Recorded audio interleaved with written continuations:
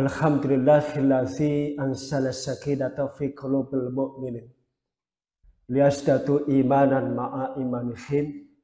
Asyhadu an la ilaha illallah wahdahu la syarikalah wa asyhadu anna Muhammadan abduhu wa rasuluh la nabiyya ba'da. Allahumma shalli ala sayyidina Muhammad wa ala alihi wa ashabihi wa man tabi'ahum bi ihsanin ila yaumiddin, amma ba'du.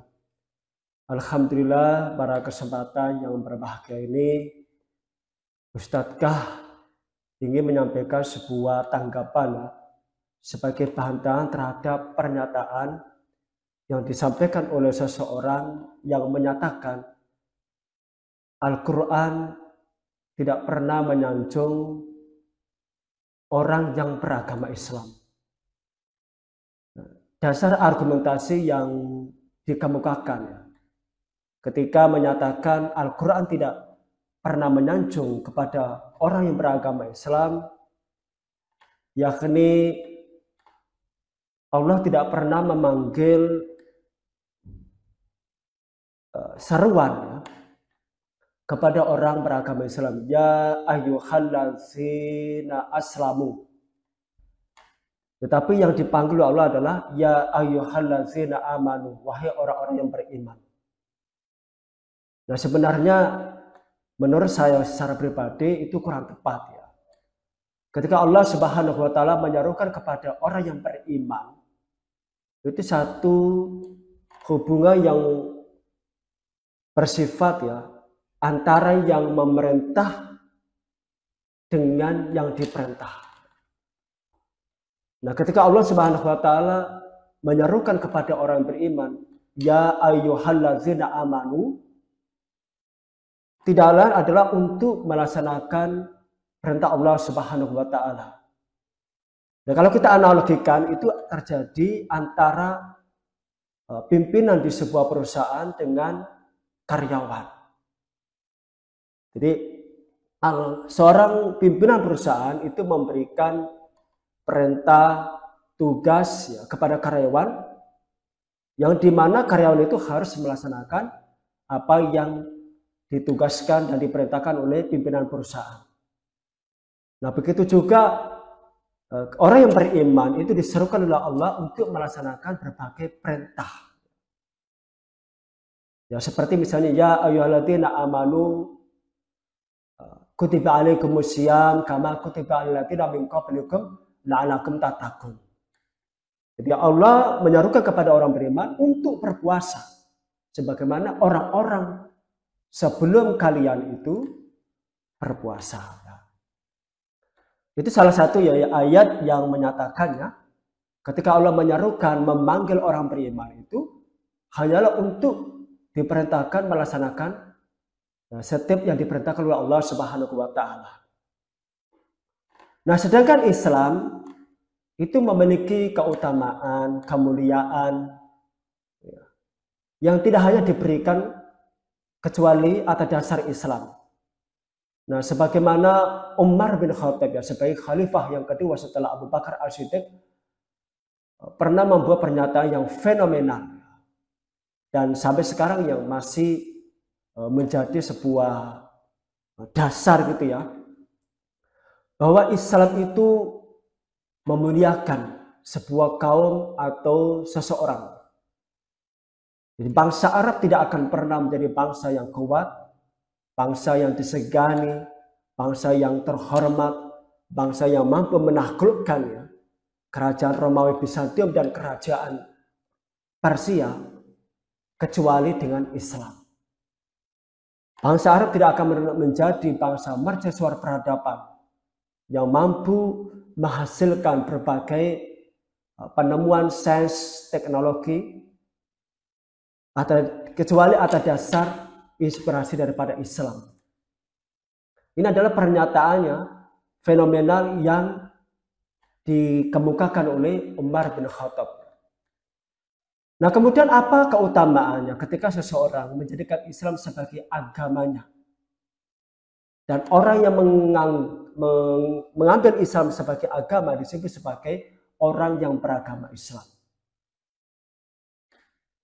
Yang pertama, ketika seseorangnya memasuki gerbang daripada Islam, dalam arti menjadikan Islam sebagai agamanya, Allah akan mengampuni dosa yang telah lalu, yang telah dilakukan.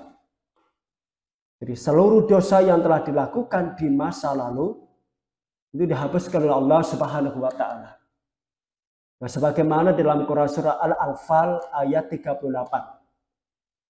Qul, katakanlah wahai Muhammad, lilladzina kafar, kepada orang-orang yang kafir. Orang kafir ini dalam penjelasan tafsir adalah Abu Sufyan beserta kawan-kawan. Yang tahu yukfar lahum ma qad salaf. Jika mereka berhenti dari kekafirannya, kemudian dia memeluk agama Islam sebagai agamanya, niscaya Allah akan memberikan ampunan terhadap dosa mereka yang telah lalu. Yufar lahum ma qad salaf.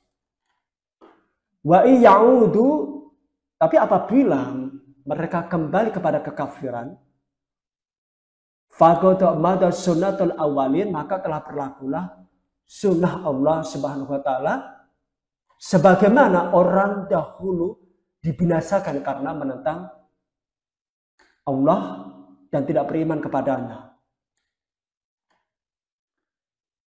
Ayat ini menegaskan ya, bahwa seseorang atau sebuah kaum itu dimuliakan atau dibinasakan itu karena menjadikan Islam sebagai agama. Nah, ada sebuah riwayat ya, Ammar bin As ini salah seorang sahabat besar ya dari Rasulullah Shallallahu Alaihi Wasallam. Ketika hendak menjadi seorang Muslim, itu dia masih diliputi oleh berbagai khawatiran karena dia telah bersalah berdosa kepada Rasulullah Shallallahu Alaihi Wasallam dan umat Islam. Dan kita ketahui kalau Ammar bin As adalah seorang tokoh Quraisy yang berpengaruh dan salah satu penentang dakwah Rasulullah SAW yang paling keras juga. Nah, mengetahui khawatir itu Rasulullah SAW bersabda, wahai Ammar bin As, tidakkah engkau mengetahui siapapun yang masuk ke dalam Islam maka dosanya akan digugurkan oleh Allah Subhanahu wa taala. Siapapun yang hijrah maka Allah akan menggugurkan dosa sebelumnya. Dan siapapun yang melakukan haji di Baitullah, dosa yang sebelumnya akan dihapuskan oleh Allah Subhanahu wa taala. Dari Islam itu yang disebutkan yang pertama kali. Karena Islam itu menjadi landasan terhadap sebuah amal atau ibadah, sehingga amal atau ibadah itu diterima oleh Allah Subhanahu wa taala. Kalau kita pelajari di fikih gitu ya, syarat itu yang selalu didahulukan, yang selalu disertakan adalah Islam. Jadi kalau kita sholat dan kita tidak menyertakan Islam, maka sholat kita tidak diterima oleh Allah Subhanahu wa taala. Kita puasa, kita haji, kita baca Al-Quran, melakukan kebaikan tanpa didasari dengan Islam, maka amal-amal tersebut tidak diterima oleh Allah Subhanahu wa taala. Itu yang pertama. Jadi ini keutamaan yang diberikan kepada seseorang yang menjadikan Islam sebagai agamanya. Nah, kemudian yang kedua, Allah akan memberikan pahala. Dan pahala yang telah dilakukan di masa lalu itu tidak akan dihapuskan. Dan ada sebuah riwayat yang bernama Hakim bin Hizam. Ini seorang non-muslim ya, yang terkenal dengan kebaikan dan kedermawanan. Dan dia selalu menjalin silaturahmi dengan siapapun. Dan itu terkenal ya. Bahkan dia pernah membebaskan 100 budak dan menyedekahkan 100 ekor unta. Nah, suatu hari dia datang kepada Rasulullah SAW dan bertanya, wahai Rasulullah, apakah kebaikanku yang telah saya lakukan di masa dahulu ya, apakah dihitung kalau saya masuk Islam? Maka Rasulullah SAW jawab dengan tegas, engkau masuk Islam bersama amalan kebaikan tanpa kehilangan pahala kebaikan.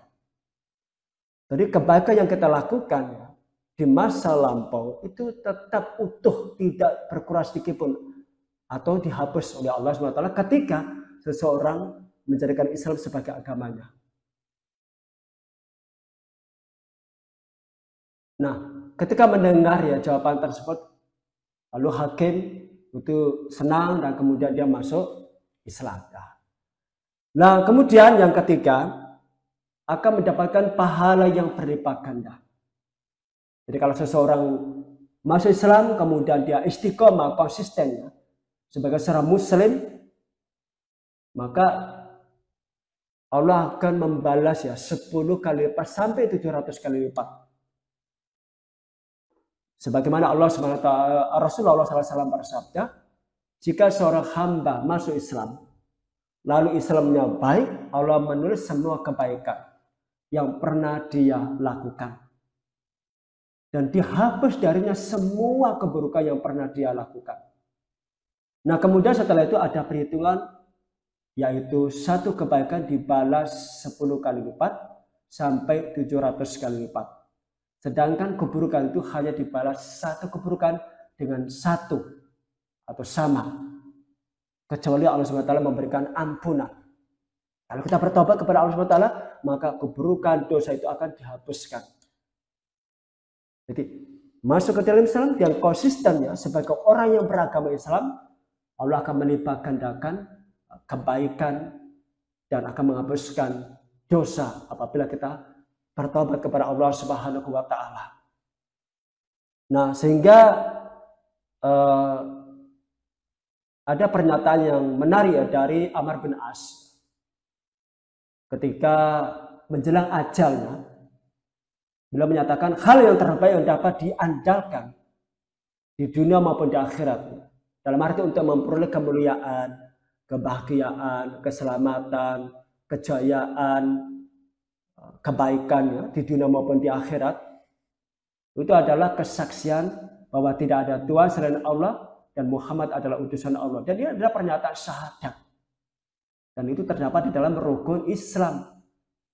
Pernyataan syahadat adalah pernyataan keimanan.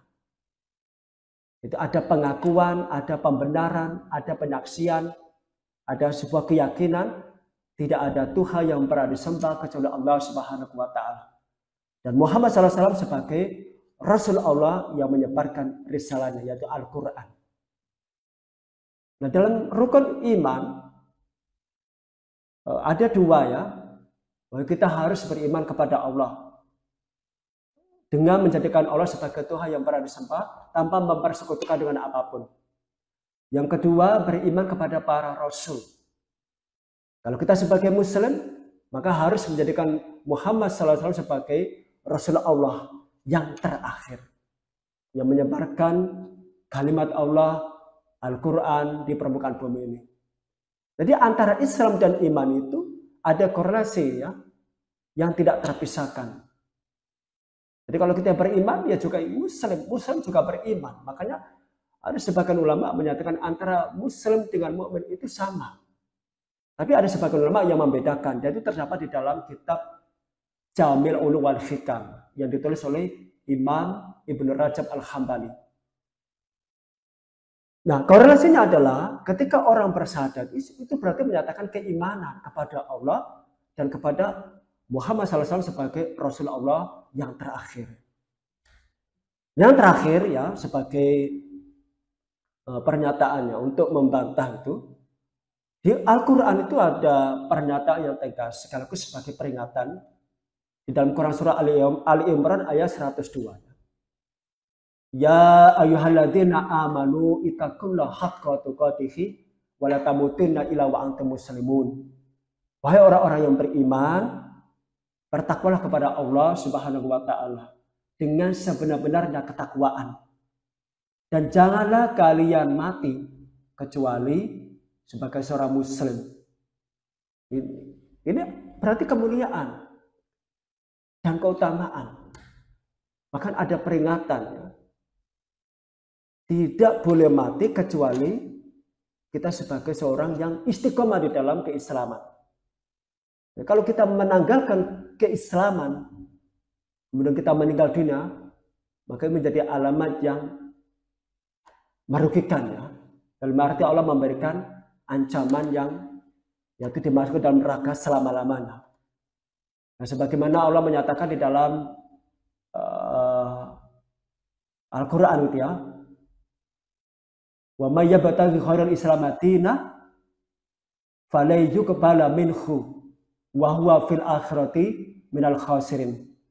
Jadi para siapa yang mencari agama selain daripada Islam, maka tidak akan pernah diterima olehnya. Dan di akhirat dia akan menjadi orang yang merugi. Nah inilah ya beberapa apresiasi, kemuliaan yang diberikan oleh Allah Subhanahu wa taala yang terdapat di dalam Al-Qur'an maupun Al-Hadis kepada orang yang beragama Islam atau yang kita sebut sebagai seorang muslim. Nah, inilah tanggapannya atas pernyataan yang disampaikan oleh Buya Syakur bahwa Al-Quran itu tidak pernah menyanjung kepada orang yang beragama Islam. Justru yang sebaliknya yang terjadi adalah Allah akan memberikan apresiasi yang positif, kemuliaan, kesejahteraan, kebahagiaan abadi atas dasar keislaman. Demikianlah tanggapan dari Ustadz K.